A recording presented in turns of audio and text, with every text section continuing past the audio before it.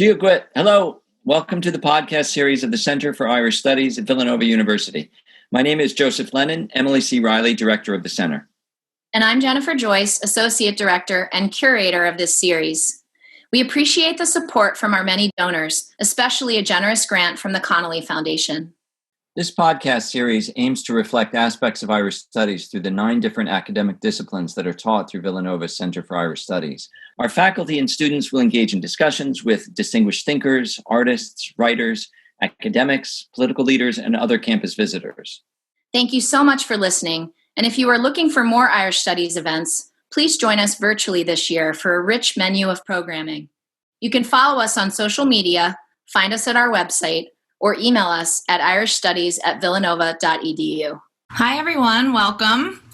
I'm Dr. Jennifer Joyce, the Associate Director of the Center for Irish Studies here at Villanova, and this is Season 3, Episode 2 of our podcast series.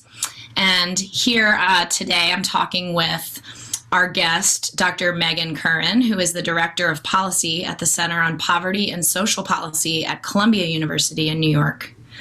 Her research explores policy strategies for child poverty reduction with an emphasis on income supports, poverty targets, and cross-national learning, including how the structure and impact of child allowance programs in other wealthy nations might inform the creation of a national U.S. child allowance. Recent work on how COVID-19 economic relief efforts impact children and families also examines the way in which a regularly delivered child allowance can support children through the immediate crisis and beyond. Dr. Curran has worked as a legislative analyst in the United States House of Representatives and the Scottish Parliament, and is a research on child and family poverty and policy solutions in the United States, the United Kingdom, and Ireland. Dr. Curran holds a Ph.D. in social policy from the University College Dublin, Ireland, which is where we met through our mutual friend, Dr. Ciara Murtagh, a political science colleague here with us in Irish Studies at Villanova. So welcome, Megan. It's lovely to have you with us. Thank you. I'm so happy to be here. So we'll get right in and get started and have a nice chat about this fascinating research that you're doing and the work that you're doing across borders. But first, I'm just curious. So when we met in Ireland, and Dr. Murtagh, Ciara said, you have to meet my friend Megan. She's working on her PhD. And I thought, oh, one of Ciara's Irish friends. And then when we met up, you had an American accent like I did. And so as I came to know, as an American like me, how did you wind up at UCD for your PhD? Do you have Irish heritage? How long did you wind up living in Ireland? So say a little bit about that. Yeah, so I'm from New York originally, but, as you can probably tell from my last name, I do have Irish roots. My grandparents on both sides were from Ireland, Galway, and Waterford. So always had like a really strong connection to the country. We used to go and visit as kids. We have a lot of extended family over there. So I really just loved Ireland. I was always interested in Irish history and things like that.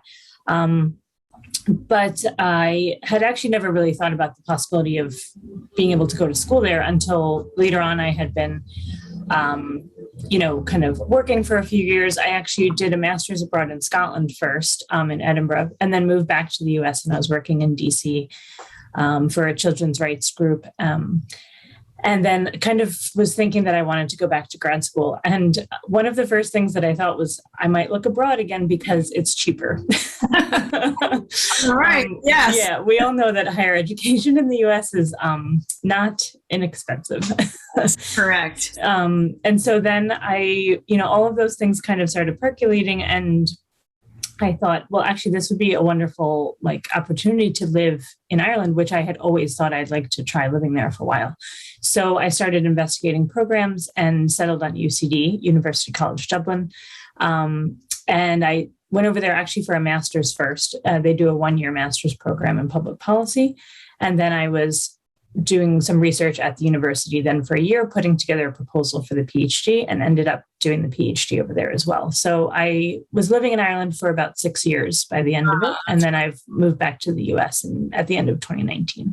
I feel like your path, your trajectory that you just shared would inspire some of our students. I know many of them who maybe have studied abroad during their undergraduate years, think, or don't even think about the possibility that, wait, when I do graduate work, maybe I should look in Ireland.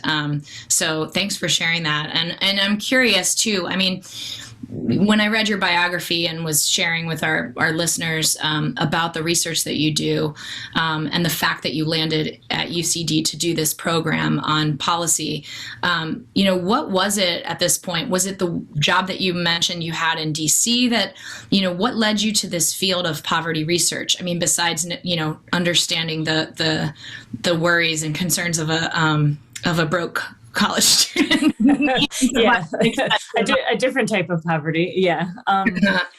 Yeah, I think it probably started when I was in college myself. So I went to Fordham University, which also, again, has, an Irish studies program and things like that. But I was, I was living in the Bronx and doing a lot of work with some like local community organizations. And a lot of it was actually trying to help families get connected to, supports that are out there. So like applying for a food assistance or childcare assistance or housing or something like that. And just really being immediately hit with like how difficult we, the collective we as a society, just make it for families to kind of meet their most basic needs just to get by. Because, I was coming from a place where I was really lucky to grow up where I wasn't worried, necessarily that my parents were struggling to make sure that we were going to be able to stay in our house or have, a good dinner on the table the next time. But seeing, in families where it was much more sort of, economically precarious situations, the hoops that you then had to sort of jump through just to actually access some basic supports. And especially for families with kids, it just felt like it shouldn't be that hard for families. And so it kind of like, came out of some direct services work. And then I got into sort of, working on the policy side of things. And, and eventually I've also, kind of done my own research on it. And it kind of, but it initially just stemmed from working directly with families themselves. Yeah, I think that is, in my own experience too, and that I also have done some research in homelessness, but more through literature and representations of homelessness. And then I work with some groups on campus where we work to combat homelessness through things like running, right? So maybe not direct policy change, which I think is the key. But I'm always astonished, always, when I'm meeting with families or people experiencing homelessness, for example, the hoops that you mentioned, and how, like, I look at some of the forms and think, I have a Ph.D. and I can't figure this out. Like, absolutely. And we have, these are people who might have grown up or live in areas where the education system has failed them. They have not, that these systemic sort of problems are at the root of this. And then they're continually, no matter how hard they're trying to uplift and provide, they're faced with these obstacles that make it so excruciatingly difficult for any movement to happen. And yet here we are as a country saying, we have these resources for you. All you have to do is X, Y, and Z. Yeah. Easy. Yeah. I mean, imagine, for anyone who hasn't, had to do that kind of paperwork before, imagine just even, your own health insurance paperwork. And imagine having to do that, multiple times over to get access to food. Or childcare, or to see if you qualify for, some rental support or something like that. And so it's, the stakes are really high, and it's really easy to just not understand the process or make a mistake on your paperwork and all of this stuff. Because, you're not at the luxury of probably sitting in a home with like great Wi-Fi and, the ability to look things up. You're usually doing it in a time when you're really stressed in general. Mm-hmm. And, you might be trying to fill out these forms on your phone because that's the only access to something that you have. But the stakes of making a mistake are high because you can actually, not just not get access, say, to food assistance, but you could also get, penalized for, filling out things wrong like that. And so it just shouldn't be this hard. Yeah, and I'm thinking too, and you're trying to fill it out on your phone while working two jobs, while trying to figure out childcare, right? I mean, this is the situation of a lot of these families with children that you're looking into. And so I'm really curious, like in what I've read of your work and what we've discussed about what interests you, what has as Ireland then taught you in its treatment of poverty, particularly with child and family poverty, that you specialize in, that you feel can and should be applied here in the United States? Because it seems to me that's what you're maybe arguing for, is that you've seen these models in the UK or in Ireland that aren't at work here or haven't been in the past, and you're starting to piece that together maybe. Yeah, so I'll just, say first of all that, nowhere is perfect. We're, for people who may follow, the countries and the issues, they might say, well, Ireland has a lot of poverty. The UK has a lot of poverty. The US doesn't stand alone here in this necessarily. But I think it's important to point out that, if say we're looking at the US and Ireland, comparing to each other, they actually define what poverty is differently in the first place. And that makes a difference then in terms of, how you're, in terms of saying, well, how many people fall above or below that line. So just to put it into context, in the US, when we're talking about poverty, it means that for a 2-adult, 2-child family, that you're living on below about $28,000 a year in total. Wow. Yeah. And so, and at that point, we actually have, there's millions of children. There's close to 10 million children living below that line. In Ireland, for a 2-adult, 2-child family, they're talking about, about 33,000 euro. So that's really like $37,000. That's it's a huge difference. It's almost a $10,000 difference in just what the definition of poor means.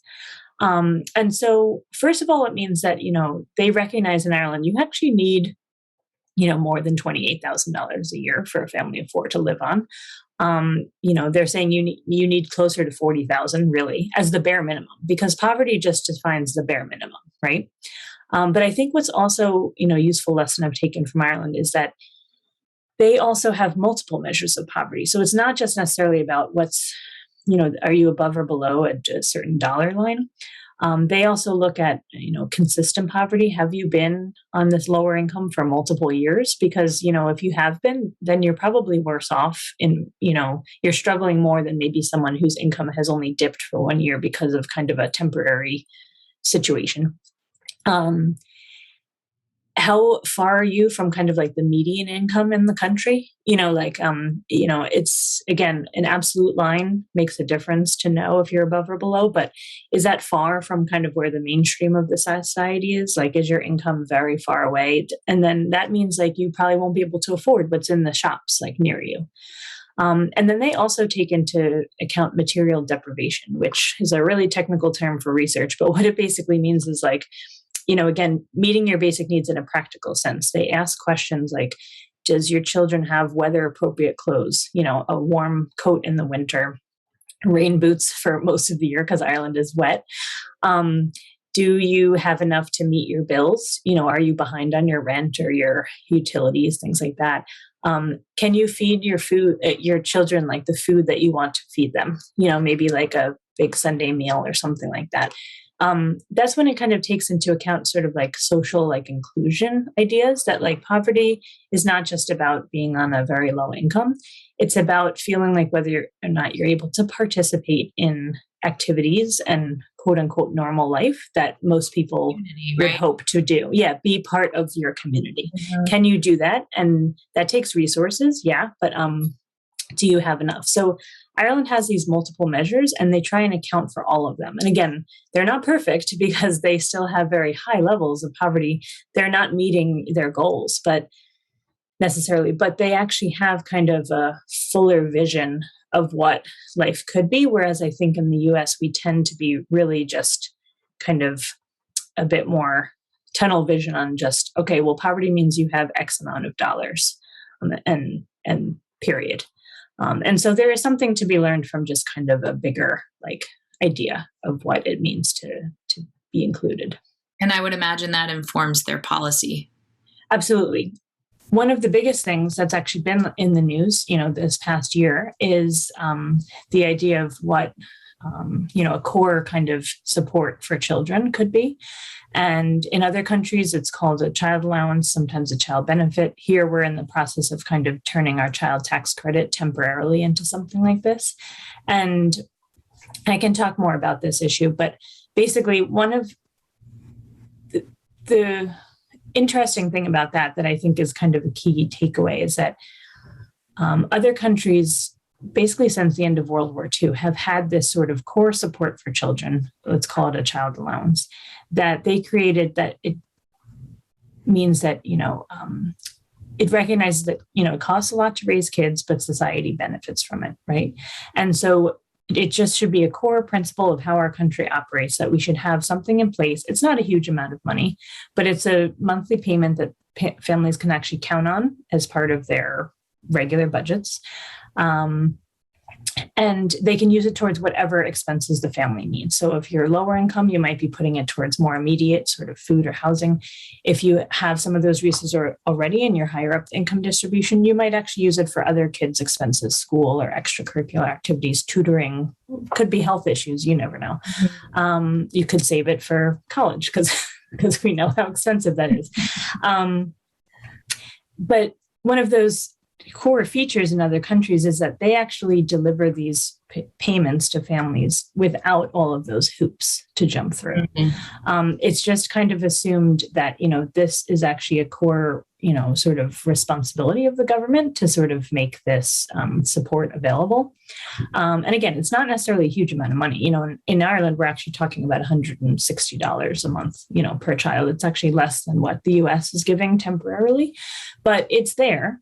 And it's for all families, and you don't have to, keep kind of proving your situation or making the case for why you deserve it or something like that. It's just there. You can count on it. It removes that stress. The US doesn't tend to operate that way. We put a lot of conditions on how we're doing it, but we also make it difficult for families to access things. And that means that you can't count on things necessarily. And it causes a lot of stress. It causes a lot of disruption. And we could, frankly, do better. Mm-hmm.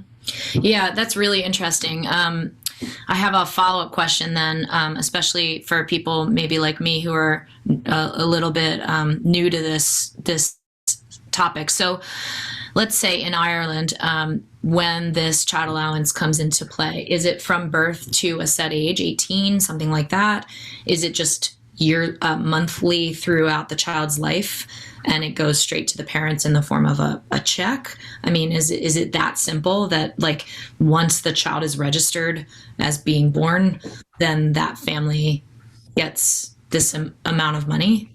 Pretty much, yeah. It's Ireland actually makes it very easy compared to other countries, that have also had similar programs in place for a long time, because I've had friends in Ireland who have had children, and basically, in the paperwork that you get, before you're being discharged from the hospital, part of it is actually the application to just make sure that your child is signed up for they call it child benefit in that country.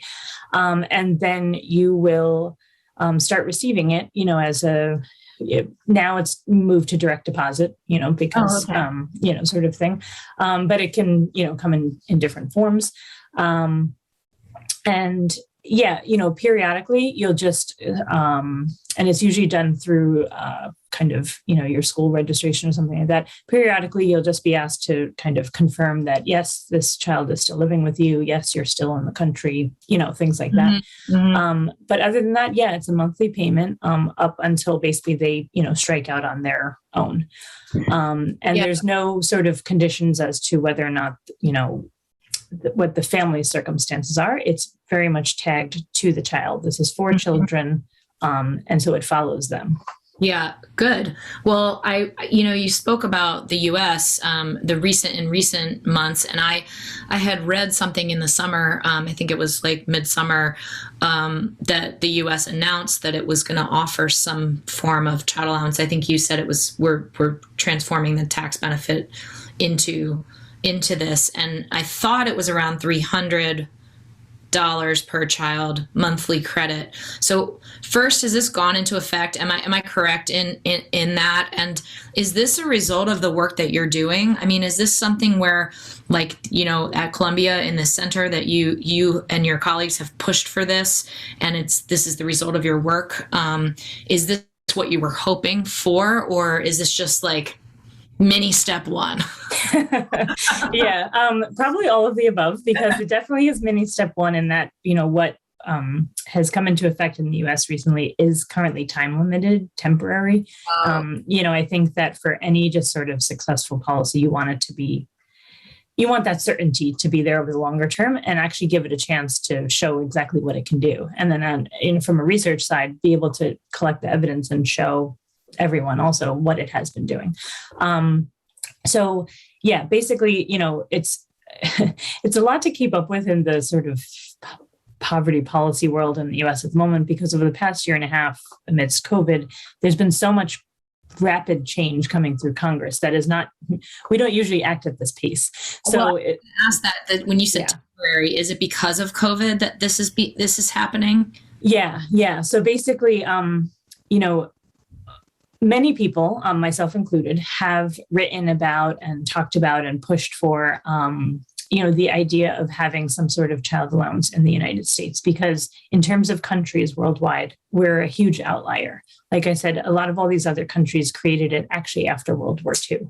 So we are, coming up on close to a century sort of late to the game here.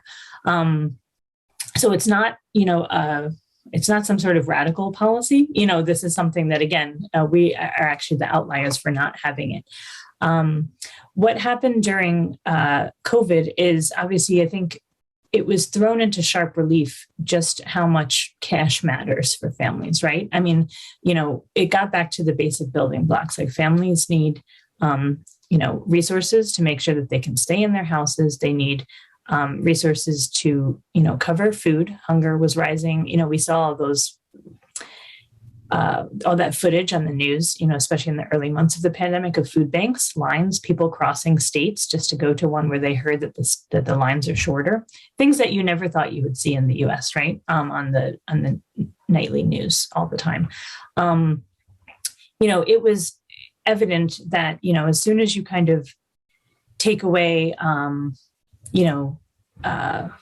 soon as you disrupt, the daily life, that we didn't really have a robust sort of safety net for families to be temporarily kind of, held and supported at home until this crisis passed.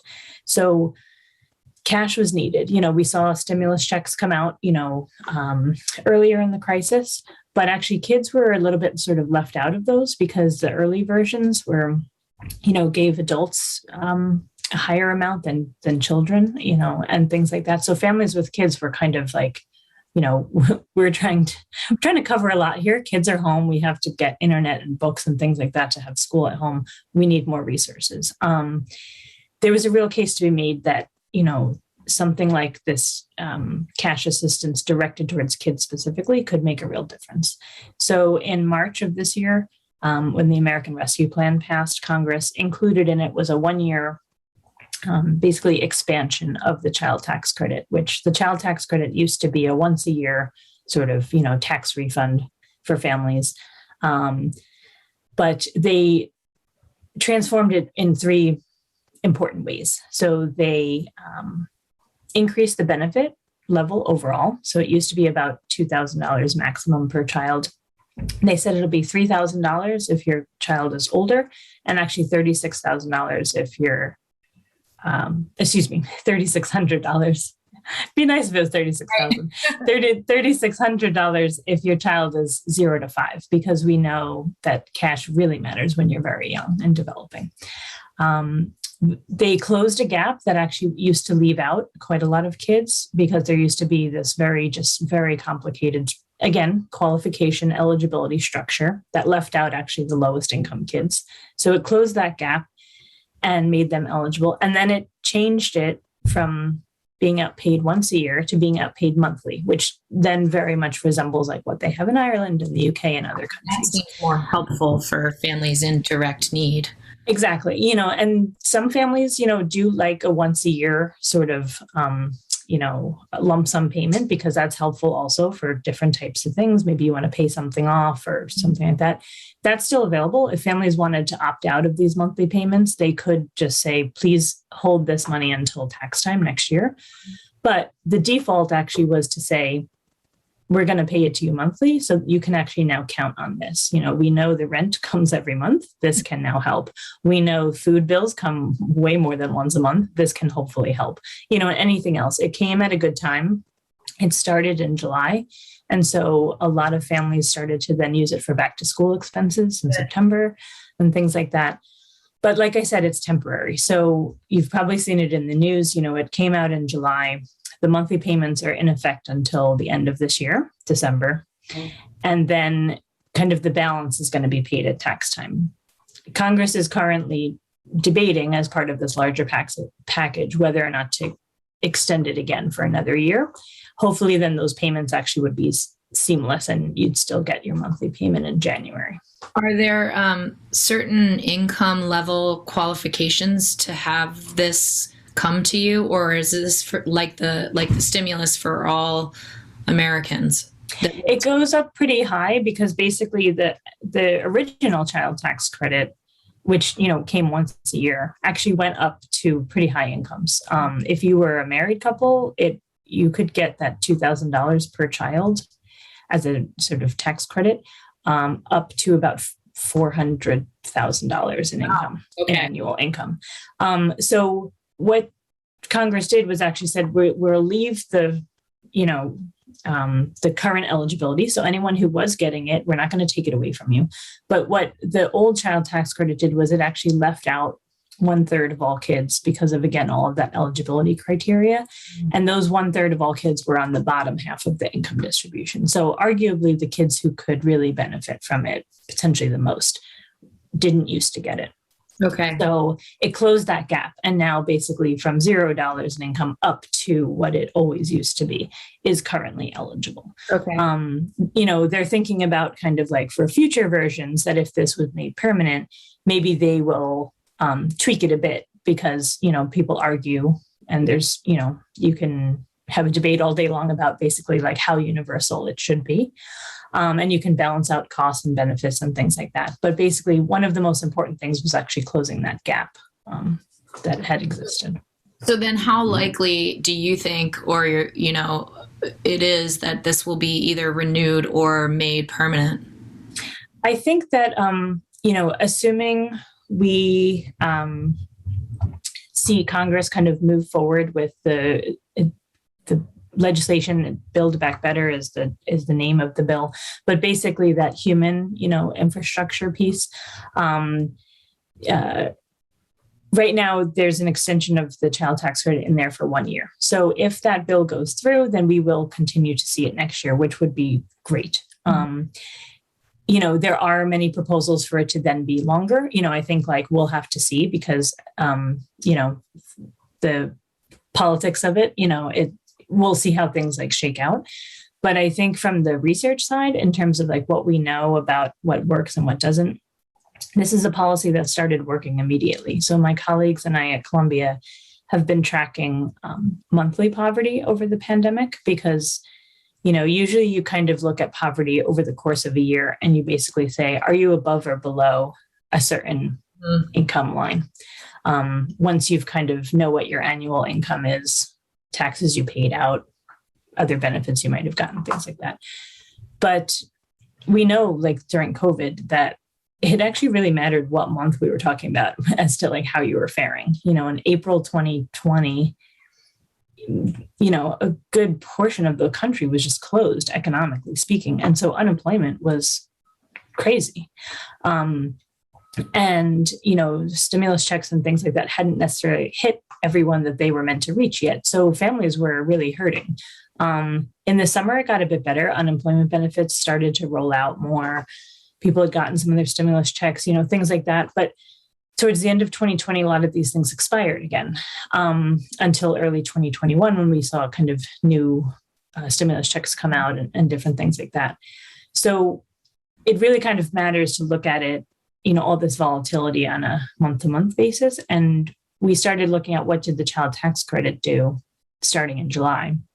And we actually saw that the child tax credit on its own, never mind everything else that might be in place in the safety net, kept 3 million children out of poverty in July just with that first payment in the US.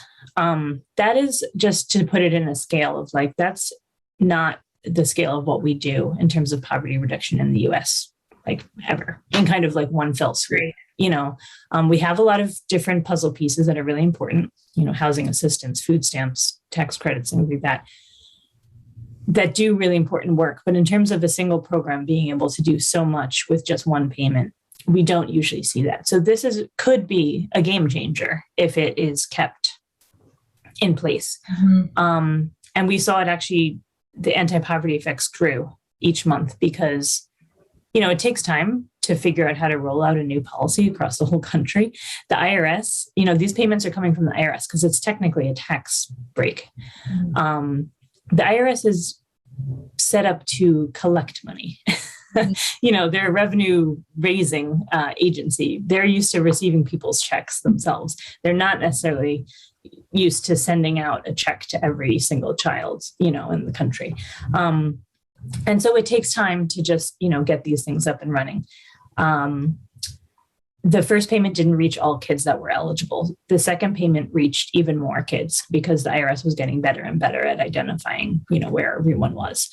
So then in August, the child tax credit actually kept 3.5 million kids out of poverty. Oh, wow. And, with each month, we've seen it sort of increase. And so it's just to say that, this is a policy item that really can't be ignored because we just don't see this type of impact usually. And it's not just poverty. I'm talking about poverty because poverty is what I focus on in my work in terms of trying to solve. But these payments make a huge difference up and down the income distribution. Families don't necessarily have to be below the poverty line in order to benefit from this. We saw hunger go down with the first two payments as well, and child hunger, I should say. And unfortunately, we saw during COVID that child hunger actually can happen quite high up in the income distribution. It doesn't mean that you have to be living like right on the edge. We expect to see, that a lot of my colleagues and I are studying it. A lot of other researchers around the country are studying it. They have kind of surveys out about well-being, like family stress, kind of debt, arrears, like all these things, but also savings, child savings, that I think we need a few more months worth of payments to see how those kind of markers would shift. But we would expect that, parental stress probably would go down, and that we know makes a difference for kids. Kids might, you might see health outcomes over the long term because, kids could actually then get to the doctors. This money could be used towards things like co-pays that families just, don't necessarily have the bandwidth to pay all the time. But once they have this, they can say, actually, we've been putting off taking my kid to the dentist. They really need to go. This now can actually make this a regular part of their life. So it has, the potential to do so much. Poverty is only just one piece of the puzzle, but a really important one. Absolutely. I mean, I think that's what I was going to say, that you've made this, airtight, in my opinion, airtight, or how policy can affect change, immediately when it's put into effect. And then also for this particular policy to not only get renewed, but to have it, be sustained and implemented into our culture the way that it has in Ireland, for example, could really transform our, national well-being on levels. And it's interesting that you brought in hunger into the fold because, and maybe we'll conclude with But at Villanova, we have an annual week every year right before Thanksgiving break called Hunger and Homelessness Awareness Week. And it was founded many, many years ago by a priest here at Villanova, Father Ray Jackson. And Irish Studies is teaming up with Hunger and Homelessness Awareness Week to focus on the work of an Irish priest, Father Michael Doyle, who came to Camden, New Jersey, which is just across the bridge from us here in Philadelphia, and worked to help that community in its poverty and hunger, and make sure that, you know, people had places to live and food to eat. And so our students every year in this week are actively engaged in understanding and learning a little bit more about this social problem, specifically domestically, but sometimes, you know, globally. And so I'm just wondering, Megan, I think that you, as such an expert in this field, like, do you have any advice for how you might encourage our students? I mean, as an educator, I'm always looking for new ways to point them in the direction that is most productive and useful. And sometimes they think, well, I'm too young, or my voice doesn't matter, or my citizenship doesn't matter at this point, but their agency does matter, right? And so, you know, how would you encourage our students and our larger community in Irish Studies here at Villanova to get involved with policy change, with this specific policy, with you know, combating these issues that are so vital to our well-being? Yeah, I think, you know, exactly what you said about sometimes you can feel like, especially, I know, you know, when I was in college too, you can feel like, how can I really make a difference, like, sort of thing. And it can be overwhelming to think about, you know, problems on a really large scale. So I think the first thing is to, you know, maybe think about, okay, how could I just affect, you know, change, or even just be helpful? You don't even have to think about affecting change. You can start with, like, how can I be helpful? You know, people like to feel useful. You like to feel like you made a difference. You know, you can start small, you can start local. I mean, unfortunately, as you were just talking about hunger and homelessness, that is everywhere. And, you know, there are plenty of opportunities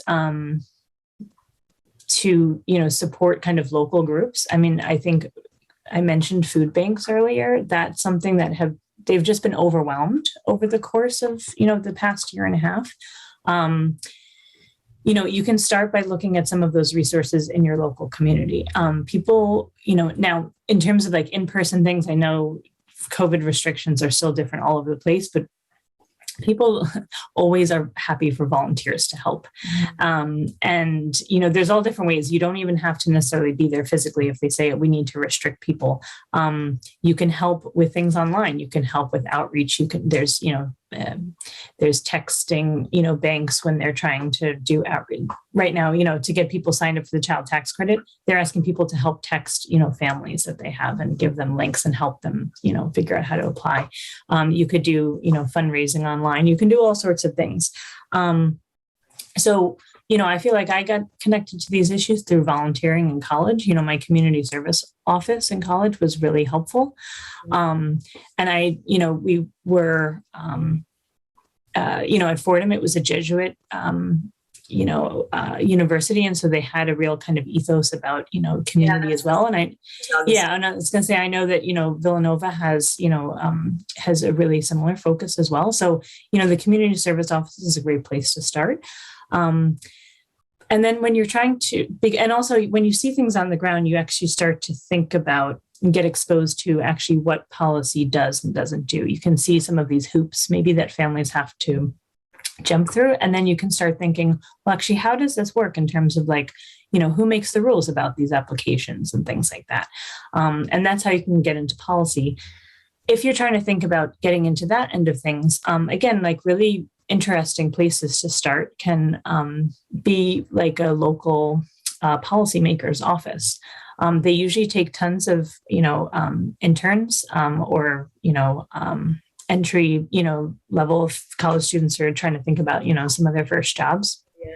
And you can you start basic. Sometimes it would be in their constituency office. Then you actually see a lot of the stuff going on in the community. or could honestly be answering phones and things like that, which tells you quite a lot because you hear what people's issues are. And also you actually start to learn as to like who are the decision makers and what are the channels, that of sort of power and influence and things like that. And once you start to learn the system, honestly, I did a lot of answering phones like at the start, you start to actually see things right up front because you're the ones talking to, constituents every day, actually, and then seeing how this can, and then you actually see how things get brought attention to policymakers in their offices.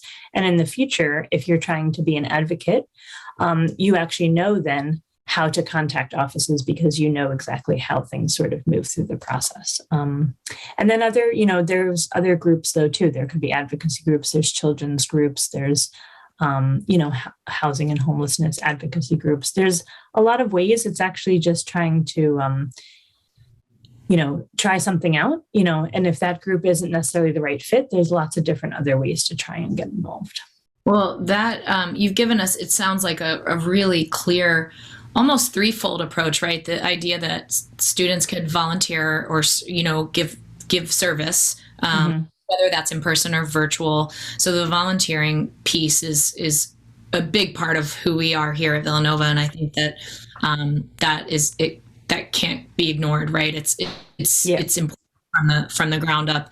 And then also sometimes, donating, right? So just monetarily giving, right? So some of our community members have been wonderful philanthropists for causes across the world, really. But then the third is that advocacy piece, which is that jump in some ways from that service and volunteering experience into advocacy. And that's what I would love to see, more of our next generation continue to get involved with. And you've been such a wonderful guest today on the podcast model of that for us. And the work that you're doing, not only is it fascinating and this idea that Ireland could be useful in a particular way to our understanding here in this country about child poverty reduction and the ways that we can best support families in need, especially during this time of the pandemic. So I just want to thank you, Dr. Megan Curran, so much. And we wish you the best of luck